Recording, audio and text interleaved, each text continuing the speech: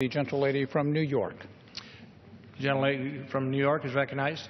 Thank you, Mr. Chairman. I rise in opposition to the amendment to prohibit funding for any transfer of Apaches from the National Guard to the active Army. In committee, Chairman Wilson and I worked very closely to authorize a congressional review no less than 60 days following the Commission's report release.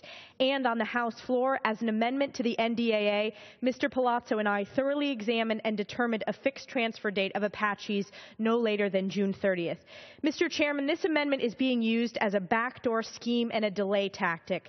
This ploy places devastating impacts and potential deactivation of the Army's combat aviation brigades in states like New York, Kansas, Hawaii, Arizona, and overall Black Hawk modernization in California.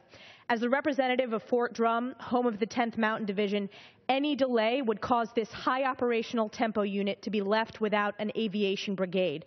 Let me be abundantly clear.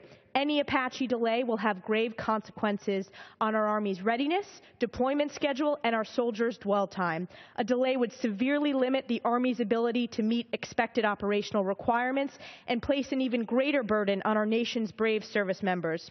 So, Mr. Chairman, where I think some may be confused, I want to clarify.